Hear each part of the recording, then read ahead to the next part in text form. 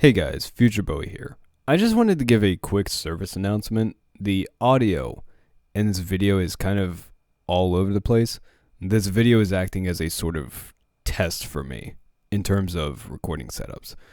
So I did everything I could to make sure the audio isn't garbage. So yeah, hope you enjoy.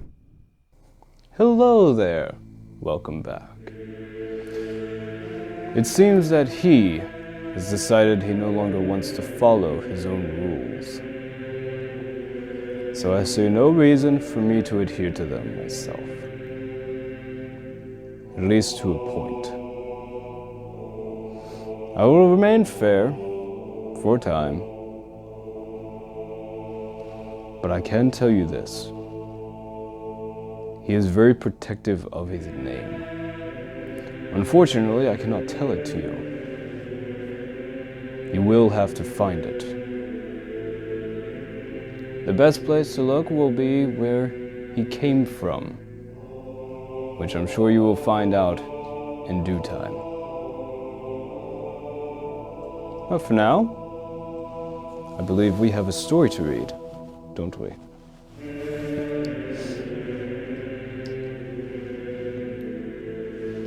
Shall we get started? And tonight's story is called Into the Pit, from the book Into the Pit, by Scott Cawthons.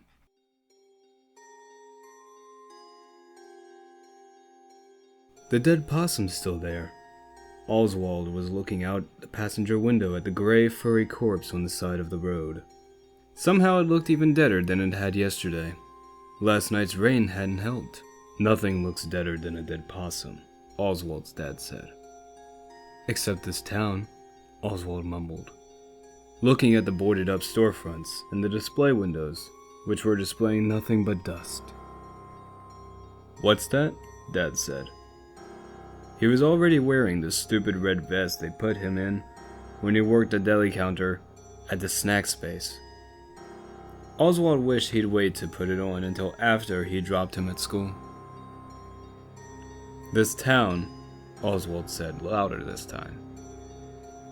This town looks deader than a dead possum. His dad laughed. Well, I don't guess I can argue with that. 3 years ago, when Oswald was 7, there had actually been stuff to do here. A movie theater, a game and card store, and an ice cream shop with amazing waffle cones. But then the mill had closed. The mill had basically been the reason the town existed. Oswald's dad had lost his job, and so had hundreds of other kids' moms and dads. Lots of families had moved away, including Oswald's best friend, Ben, and his family. Oswald's family had stayed because his mom's job at the hospital was steady, and they didn't want to move far away from Grandma. So Dad ended up with a part-time job at the snack space, which paid $5 an hour less than he made at the mill. And Oswald watched the town die. One business after another shut down, like the organs in a dying body, because nobody had the money for movies, or games, or amazing waffle cones anymore. Are you excited it's the last day of school? Dad asked. It was one of those questions adults always asked, like, how was your day? And did you brush your teeth? Oswald shrugged. I guess, but there's nothing to do with Ben gone. School's boring, but home's boring too. When I was 10, I wasn't home in the summer until I got called in for supper, Dad said. I rode my bike and played baseball and got into all kinds of trouble. Are you saying I should get in trouble? Oswald said. No, I'm saying you should have fun. Dad pulled into the drop-off line in front of Westbrook Elementary.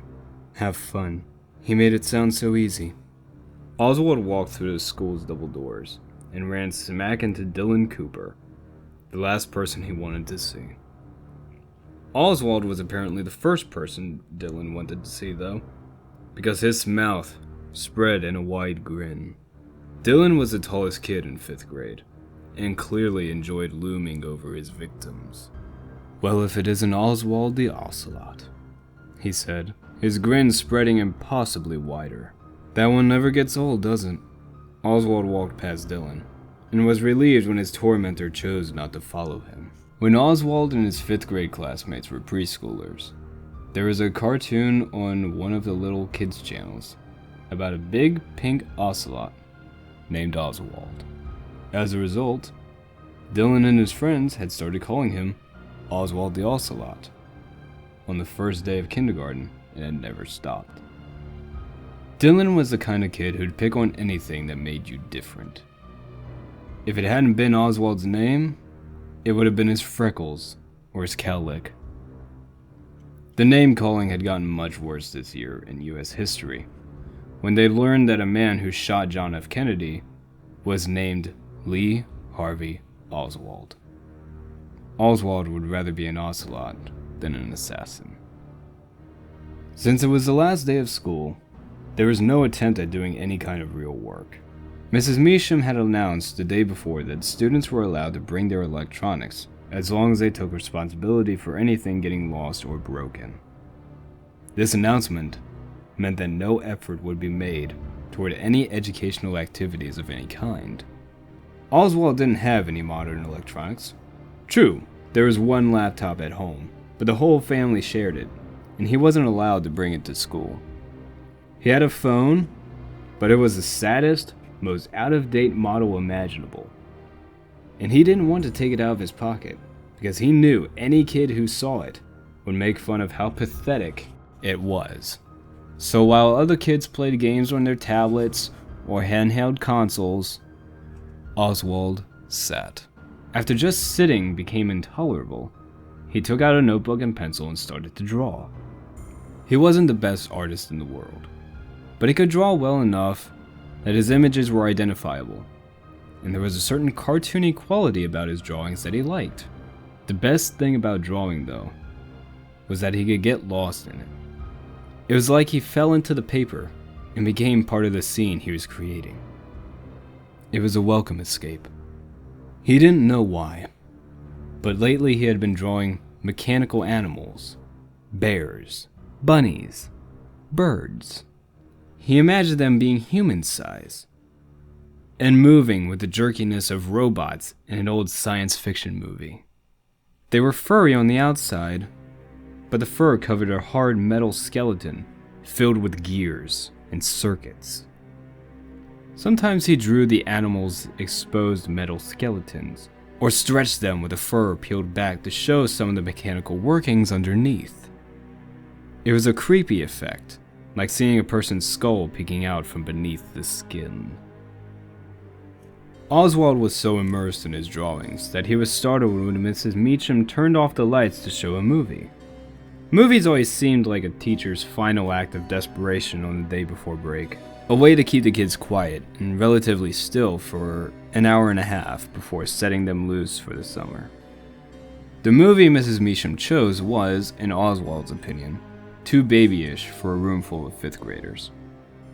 It was about a farm with talking animals, and he had watched it before, but he watched it again. Because really, what else did he have to do? At recess, kids stood around tossing a ball back and forth, and talking about what they were going to do over the summer. I'm going to football camp. I'm going to basketball camp. I'm going to hang out at my neighbor's pool. I'm going to stay with my grandparents in Florida. Oswald sat on a bench and listened. For him, there would be no camps, and no pool memberships, and no trips, because there was no money. And so, he'd draw pictures, play his old video games that he'd already beaten 1,000 times, or maybe go to the library. If Ben were still here, it would be different. Even if they were just doing the same old stuff, they would be doing it together. And Ben could always make Oswald laugh, riffing on video game characters, or doing a perfect impersonation of one of their teachers. He and Ben had fun, no matter what they did. But now, a summer without Ben yawned before him, wide and empty. Most days, Oswald's mom worked from 12 p.m. until 12 a.m., so his dad had to make dinner. Usually they got by on frozen meals like lasagna or chicken pot pie, or on cold cuts and potato salad from the snack space deli that were still good enough to eat, but not good enough to sell. When Dad did cook, it was usually things that just required boiling water. While Dad got their dinner ready, Oswald's job was to feed Jinx, their very spoiled black cat.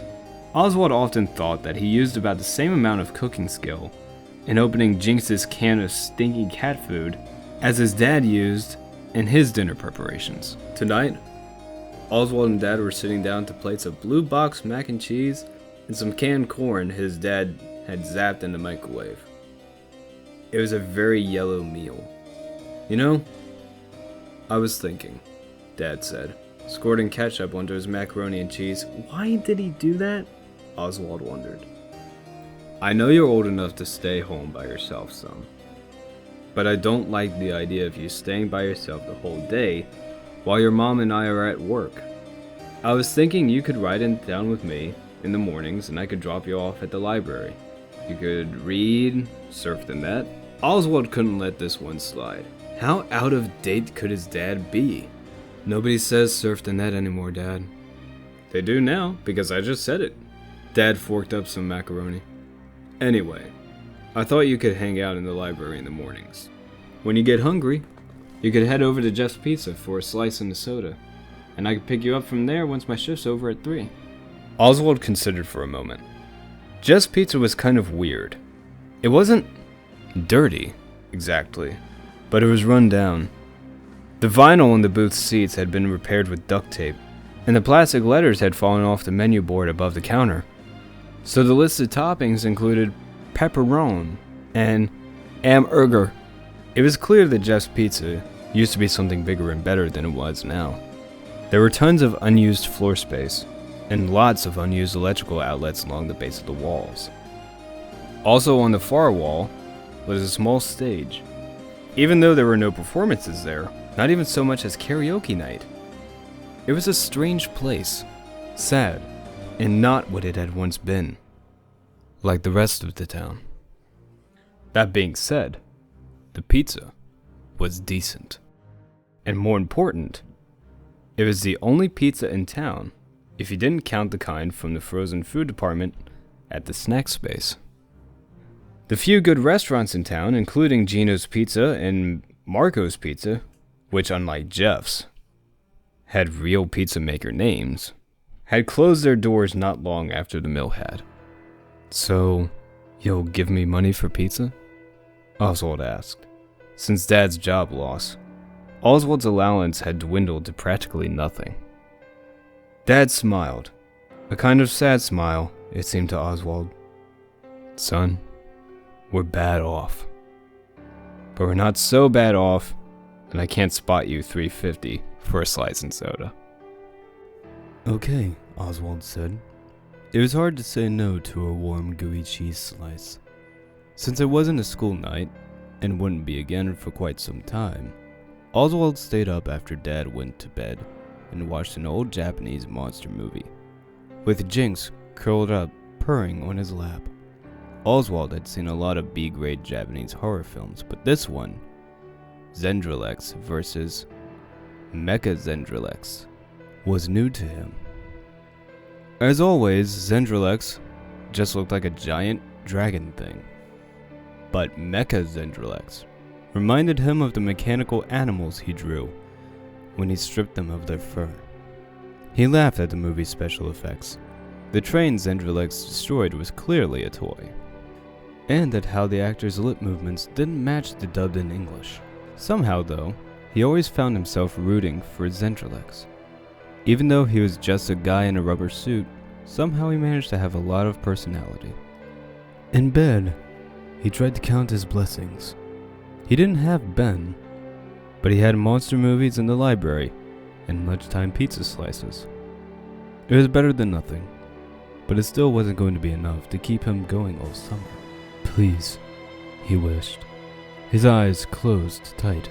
Please, let something interesting happen. Oswald woke to the smell of coffee and bacon. The coffee he could do without, but the bacon smelled amazing. Breakfast meant time with his mom, often the only time he got with her until the weekend. After one necessary stop, he hurried down the hall to the kitchen. Well, look at that. My rising 6th grader has risen. Mom was standing over the stove in her fuzzy pink bathrobe, her blonde hair pulled back in a ponytail, flipping. Oh, yum. Were those pancakes? Hi, Mom. She opened her arms. I demand a morning hug. Oswald sighed like it annoyed him, but he went over and hugged her. It was funny. With Dad, he always said he was too old for hugs, but he never turned down his mom's open arms. Maybe it was because he didn't get to spend much time with her during the week. While he and Dad spent so much time together, they sometimes got on each other's nerves. He knew Mom missed him, and felt bad for having to work such long hours. But he also knew that since Dad's job at the snack space was just part-time, Mom's long hours were the reason the bills were getting paid. Mom always said that adult life was a fight between time and money. The more money you earned to spend on bills and necessities, the less time you got with your family. It was a difficult balance. Oswald sat down at the kitchen table and thanked his mom when she poured his orange juice. First day of summer break, huh? Mom went back to the stove to scoop up a pancake with her spatula. Uh-huh. He probably should have tried to sound more enthusiastic, but he couldn't muster the energy. She slid the pancake onto his plate and then served him 2 strips of bacon. Not the same without Ben, huh? He shook his head. He wasn't going to cry. Mom ruffled his hair. I know. It's a bummer, but hey, maybe a new friend will move to town. Oswald looked at her hopeful face. Why would anybody move here? Okay, I see your point, Mom said, piling on another pancake. But you never know. Or maybe somebody cool already lives here. Somebody you don't even know yet. Maybe, but I doubt it, Oswald said. These pancakes are great though. Mom smiled and ruffled his hair again. Well, I've got that going for me anyway. Do you want more bacon? If you do, you'd better grab it before your dad gets in here and vacuums it all up. Sure. It was Oswald's personal policy, never to refuse more bacon. The library was actually kind of fun. He found the latest book in a science fiction series he liked, and a manga that looked interesting. As always, he had to wait forever to use the computers because they were all taken by people who looked like they had no place else to be. Men with scraggly beards wearing layers of ratty clothing, 2 thin women with sad eyes and bad teeth. He waited his turn politely, knowing that some of these people used the library for shelter during the day, then spent the night on the streets. Jess Pizza was as weird as he remembered. The big empty space beyond the booths and tables were like a dance floor, where nobody danced. The walls were painted a pale yellow, but they must have used cheap paint, or only one coat, because shapes of whatever had been on the walls before were still visible. It had probably been some kind of mural with people or animals, but now it was just shadows behind a thin veil of yellow paint. Oswald sometimes tried to figure out what the shapes were, but they were too blobby to make out. Then there was a stage that never got used, standing empty, but seemingly waiting for something. Though a feature even wider than the stage lay in the back right corner. It was a large rectangular pen, surrounded by yellow netting, but it had been roped off with a sign that said, "Do not use." The pen itself was filled with red, blue, and green plastic balls that had probably been brightly colored once, but were now faded and fuzzy with dust. Oswald knew that ball pits had been popular features in kiddie playlands, but had largely disappeared because of concerns about hygiene. After all, who was going to disinfect all those balls? Oswald had no doubt that if ball pits had still been popular when he was little, his mom wouldn't have let him play in one. As a licensed practical nurse, she was always happy to point out places she found to be too germy to play in, and when Oswald would complain that she never let him have any fun, she'd say, "You know what's not fun? Pink eye." except for the empty stage and the ball pit. The strangest feature in Jeff's pizza was Jeff himself. He seemed to be the only person who worked there, so he both took orders at the counter and made pizzas, but the place was never crowded enough that this was a problem. Today, like all other days, Jeff looked as if he hadn't slept in a week. His dark hair was sticking up in weird places, and he had alarming bags under his bloodshot eyes. His apron was stained with both recent and ancient tomato sauce. "What can I get you?"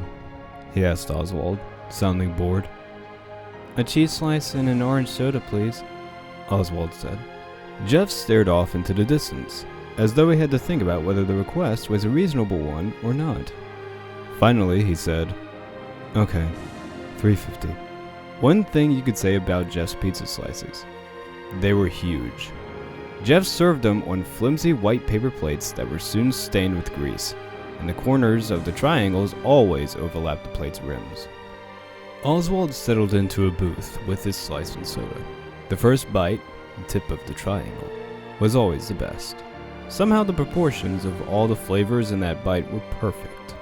He savored the warm melty cheese, the tangy sauce, and the pleasantly greasy crust. As he ate, he looked around at the few other customers. A pair of mechanics from the oil change place had folded up their pepperoni slices and were eating them like sandwiches. A table full of office workers clumsily attacked their slices with plastic forks and knives, so they wouldn't drip sauce on their ties and blouses, Oswald guessed. After Oswald finished his slice, he wished for one more, but he knew he didn't have the money for it. So he wiped off his greasy fingers and took out his library book. He sipped his soda and read, falling into a world where kids with secret powers went to a special school to learn how to fight evil. "Kid!" A man's voice startled Oswald out of the story. He looked up to see Jeff in his sauce-stained apron. Oswald figured he had outstayed his welcome. He had sat in the booth reading for 2 hours after having bought a meal that cost less than $4. "Yes, sir?" Oswald said, because politeness never hurt. "I got a couple more cheese slices that didn't sell at lunch. You want them?" "Oh," Oswald said. "No thanks. I don't have any more money." He wished he did, though. "On the house," Jeff said. "I just have to throw them out anyway." "Oh, okay. Sure. Thanks." Jeff picked up Oswald's empty cup. "I'll get you some more orange soda while I'm at it." "Thanks." It was funny. Jeff's expression never changed. He looked tired and miserable, even when he was being extra nice. Jeff brought 2 slices stacked on a paper plate and a fresh cup of orange soda. "Here you go, kid," he said, setting down the cup and plate. "Thank you." Oswald wondered for a moment if Jeff felt sorry for him. If Jeff might think he was terribly poor, like the homeless people who hung out all day in the library, instead of just the regular, barely making ends meet poor that he was. But then Oswald figured, if there was free pizza sitting in front of you, maybe it wasn't time to worry about the reasons for it. Maybe it was time to eat. Oswald had no problem finishing off the 2 huge slices. For the past month, his appetite had been unstoppable. When Mom cooked him piles of pancakes in the morning, she said he must have a growth spurt, causing him to eat like he had a hollow leg. His phone vibrated in his pocket the second he had stuck down the last of his soda. He looked at his dad's text. "We'll be out front at Jeff's in 2 minutes." Perfect timing. It had been a good day. The days at the library and Jeff's Pizza started to add up.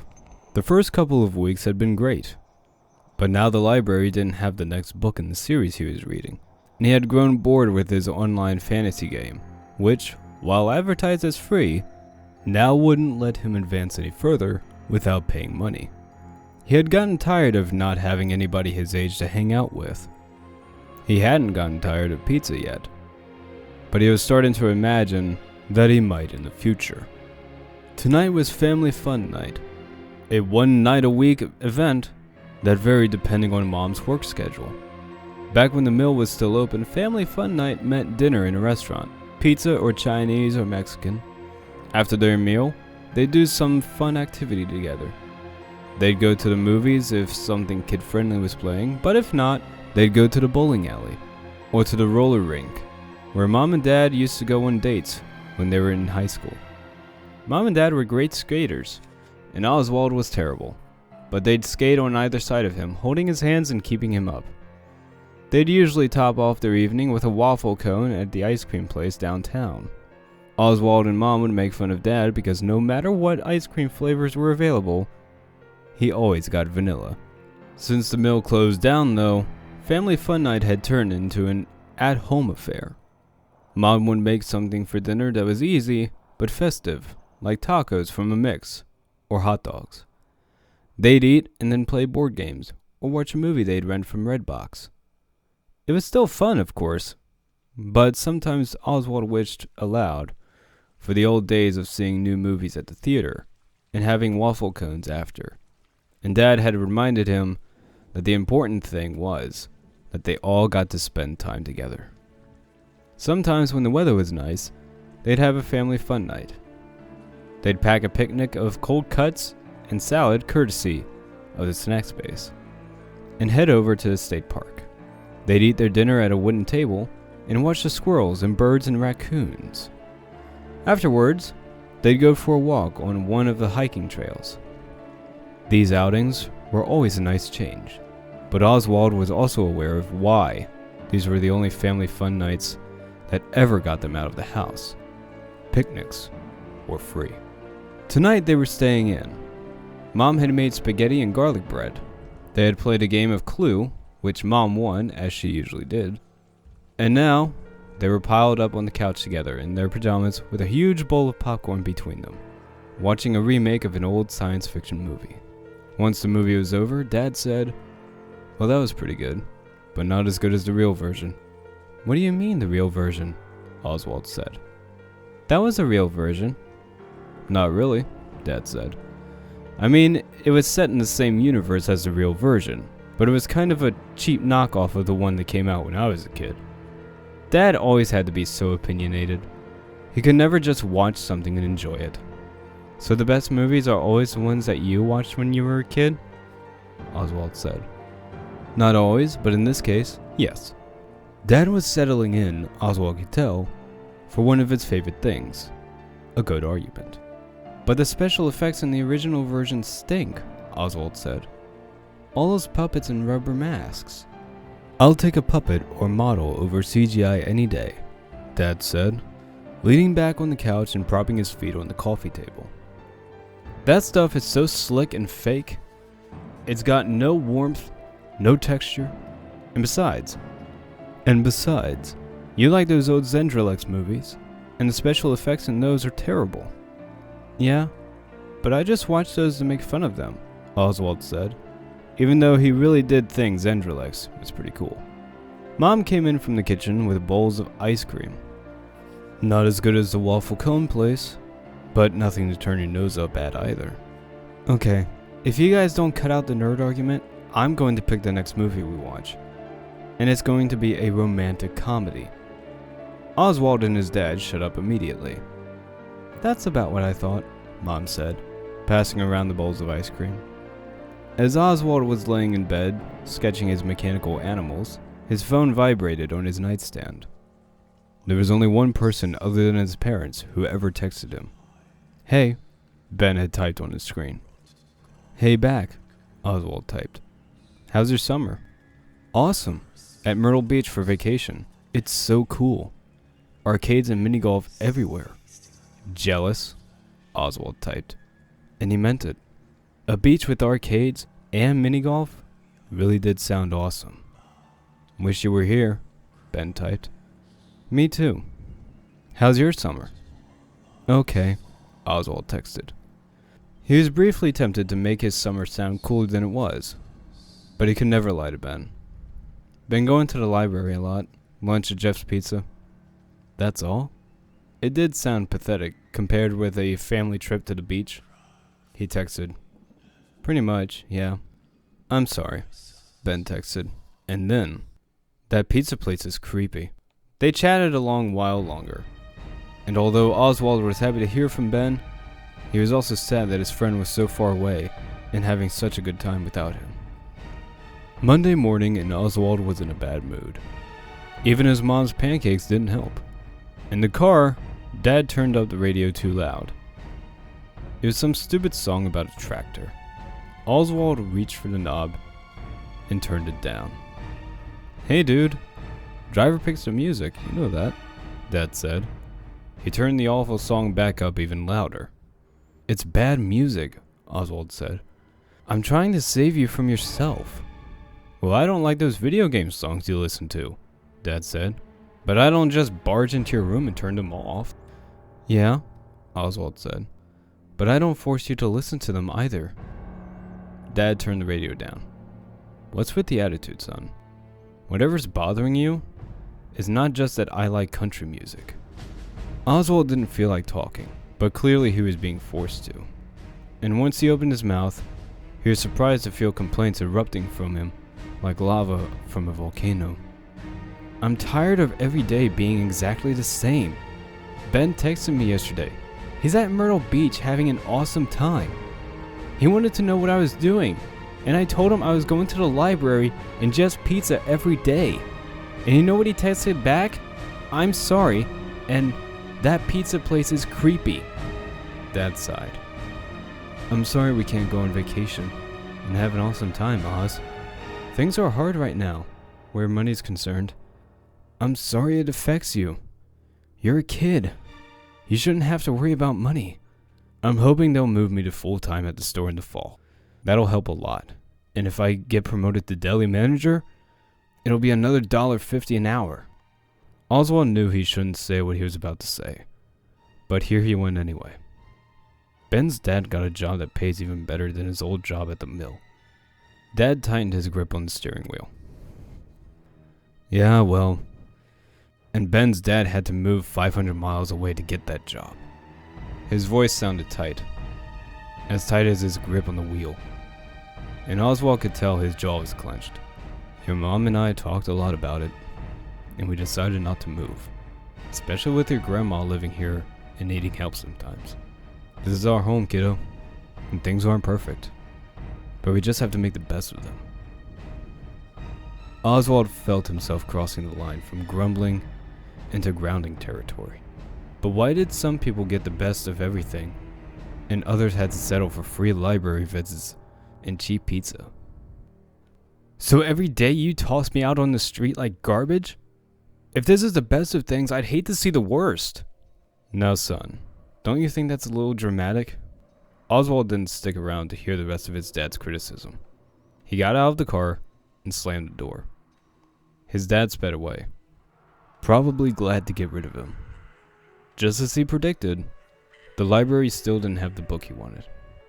He flipped through a few magazines, the kind with the exotic jungle animals, which he usually liked, but they weren't doing much for him today. When his turn came for a computer, he put in his earbuds and watched some YouTube videos, but he wasn't in a good enough mood to laugh. At lunchtime, he sat in Just Pizza with his slice and soda. Every day, a cheese slice. If his dad wasn't so stingy, he'd given him another $1, so he could have pepperoni or sausage. But no, it had to be the cheapest pizza you could get. Sure, money was tight, but really, was another $1 a day going to break the bank? Looking around the place, Oswald decided Ben was right. Just Pizza was creepy. There were those shadowy painted over figures on the walls, the dusty abandoned ball pit, and when he thought about it, Jeff was kind of creepy too. He looked 100 years old, but was probably just 30, with those heavy-lidded bloodshot eyes, the stained apron, the slow speech and movement. He was like a zombie pizza chef. Oswald thought about his argument with his dad that morning. Soon, Dad would be texting him, expecting him to come outside to the car. Well, today was going to be different. Today, Dad would have to come and find him. There was one perfect place to hide. Oswald was going into the pit. The pit was pretty gross, really. Obviously untouched for years. The plastic spheres were covered in a gray, fuzzy dust. But hiding there would be a great prank on his dad. His dad, who was always dropping him off and picking him up like somebody's dry cleaning, would actually have to get out of the car and make an effort for a change. Oswald wouldn't make it easy for him either. Oswald took off his shoes. Yes, the ball pit was disgusting, but at least getting into it would make today different from all the other days that had come before it. He climbed into the pit and felt the balls parting to make room for his body. He moved his arms and legs. It was a little like swimming, if he could swim in dry plastic spheres. He found his footing at the bottom of the pit. Some of the balls were strangely sticky, but he tried not to think about why. If he was going to trick his dad, he's going to have to go all the way under. He took a deep breath, as if he were about to jump into a swimming pool, and fell to his knees. That put him in up to his neck. Wiggling around so he was sitting on the pit's floor put his head under too. The balls spread apart far enough so he could breathe, but it was dark. It made him feel claustrophobic. The place stank of dust and mildew. Pink eye. He could hear his mother saying, "You're going to get pink eye." The smell was really getting to him. The dust tickled his nose. He felt a sneeze coming on, but he couldn't move his hand through the spears fast enough to reach his nose and muffle it. He sneezed 3 times, each one louder than the one before. Oswald didn't know if his dad was looking for him yet, but if he was, the sneezing ball pit had probably given away his location. Besides, it was too dark and too gross in there. He had to come up for air. As he rose, his ears were assaulted by the sound of beeping electronics and yelling and laughing kids. It took a few seconds for his eyes to adjust from the darkness of the pit to the brightness that now surrounded him, the flashing lights and vivid colors. He looked around and muttered, "Toto, I don't think we're in Kansas anymore."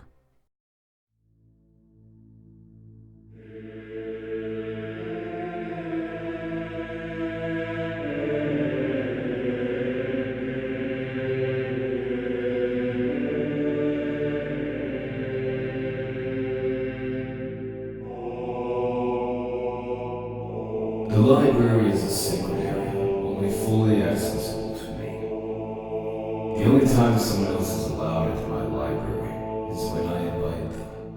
I went to great lengths to make sure this was where I spent the rest of my now unnatural life, surrounded by every book written in the world throughout time. Several of the stories held here are very unique. These unique ones are records of people's lives. My library not only archives stories, but the events that people lived through. Some of them tragic, showing betrayal, and some showing dark history. I must acknowledge, however, that there is one entity that has become dangerously close